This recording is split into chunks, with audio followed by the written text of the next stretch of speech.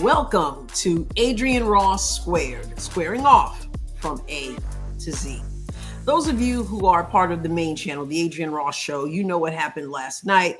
The Indiana Fever taking on the Connecticut Sun and the physicality that the Connecticut Sun tried to put on Indiana, even targeting Caitlyn Clark and Sophie Cunningham stepping in, being the enforcer. Now, if you're not familiar with that at all, go over to the Adrienne Ross Show. The link will be in the description of this video. Watch the video about the Sun getting introduced to enforcer Sophie Cunningham. I want to share with you what I've been thinking since that. What we saw last night is not something anyone wants to see. We don't want to see a player who is being grabbed and pinched and poked in the eye and pushed to the floor. We don't want to see that.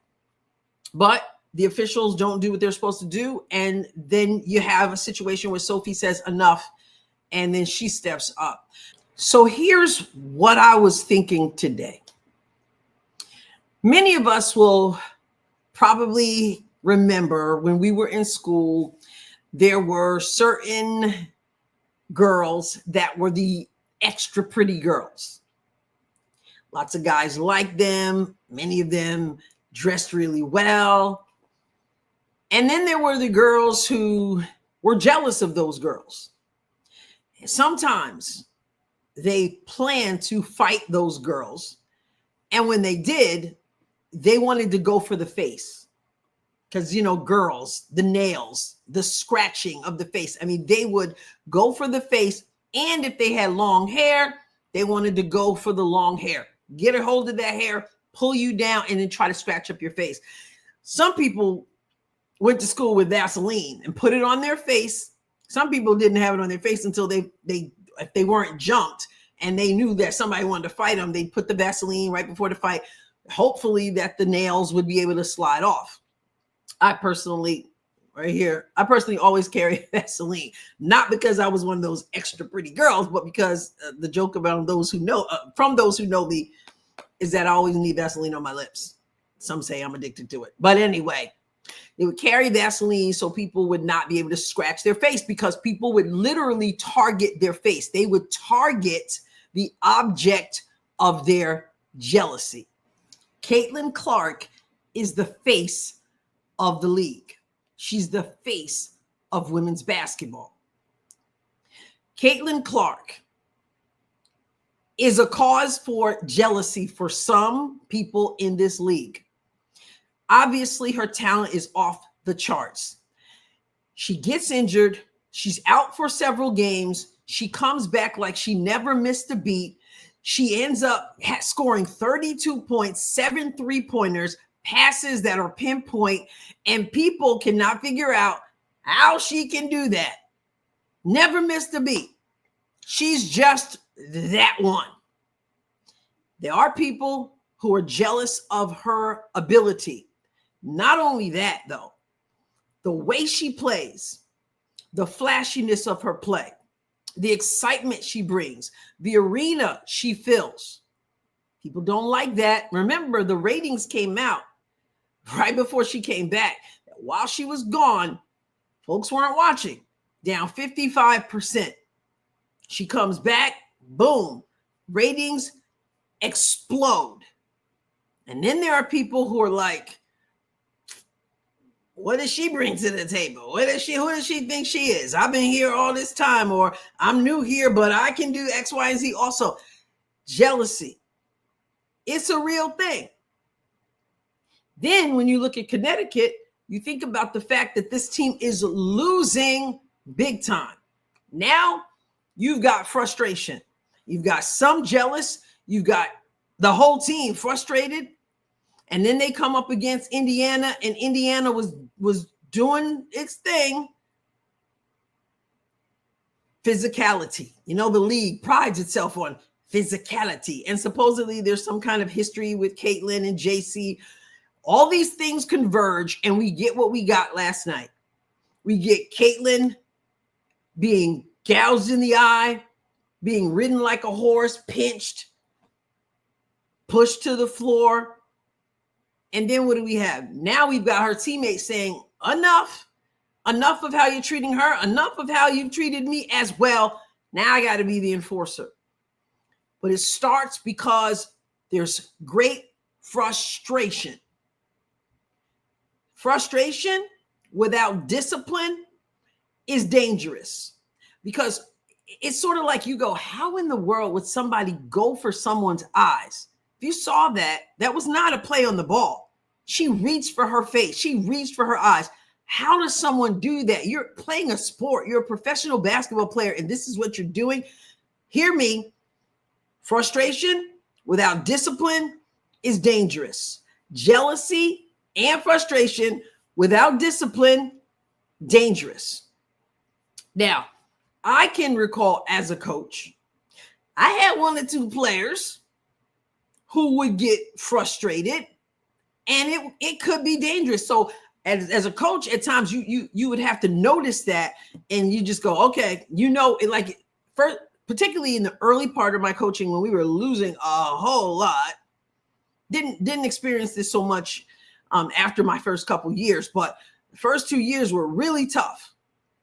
And I had some players who, if they got frustrated, if we got down, if the game was out of hand, they would put a leg out to trip somebody. They would kind of try to kick somebody, because the frustration builds. And if you don't walk in discipline, you're going to walk in danger for other people, and for some, for themselves. This is what we're experiencing in the WNBA for many people. And one of the reasons why it's dangerous is not just the physical aspect of going after someone. You see it in business, right? You see people in business who will see somebody climb in the ladder of success, and they'll do their best to bring them down. They'll do their best to just sabotage them. But again, when it comes to basketball, it's not just the physical thing that you bring. It's self-sabotage. This is the danger as well, not just to other people, but to yourself. In this time in the WNBA, more eyeballs than ever. Indiana Fever, 41 of 44 games on national platforms. I've said many times that what you want to do then is bring your A game, show your professionalism, and then people will see you too. But when you are so frustrated and so jealous, you can't put those things together. So what you do is you act out against the object of your jealousy in the midst of your frustration, and you will actually do things that undermine yourself and that take from the very thing that you want. You want to be the player who can do what Caitlyn does. You want to be someone that other people want to watch, but you're so jacked up in your jealousy and in your frustration that you totally act like a nut, and nobody wants to see you then. Nobody wants to watch you then. Self-awareness is so important. Looking for the player who says, okay, I need counseling because I'm so jealous. Chances of that, I don't know. Well, I mean, God does miracles. But they need to be, some of these players need to be self-aware and need to say, I have an issue. I'm frustrated and I'm jealous. Whatever it is, you fill in the blank. But you're dangerous. You're willing to go after somebody in the eyeballs. And if it's in the corporate world, you're willing to go after somebody and pull them down.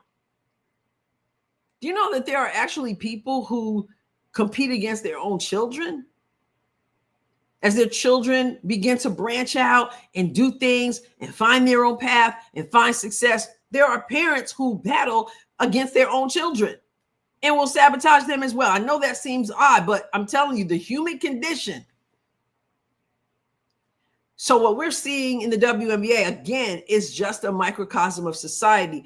This league is a piece of work, and they're not held accountable. And that's what happens with dangerous people. If there's no accountability, it just escalates, as we saw in that game. No personal accountability, no accountability from the coaching staff, no accountability with the officials. And then you get what we saw, which was absolute chaos and people who could have been seriously injured and a fan base who's in there watching this thing. some of them very young people who are just totally baffled. That's why it behooves people to get themselves together. And if you can't check yourself, then get some help. But I'm telling you right now, the stuff that we saw in elementary school of going after the popular people, the pretty people, whatever, the smart people, whatever the thing was, going after them and trying to take them down and trying to leave a scar and trying to leave your handprint on their lives. It hasn't changed. It just looks different. The same people who acted like that as children will continue to act like that as adults unless something changes. Once again, sports are a microcosm of society. What we're seeing in professional sports, if you want to call it professional, what we're seeing, it's not isolated in a corner. It's not like it's the society in which we live. It's the culture in which we live. It's unchecked people who are insecure and undisciplined. Now, some of you may not watch the WNBA, may not be a part of the main channel, but this is where we square up from A to Z, because this isn't just about sports. This is about folks who need to get it together. Because again, I'll leave you with this. I've already said it several times. I'll say it again.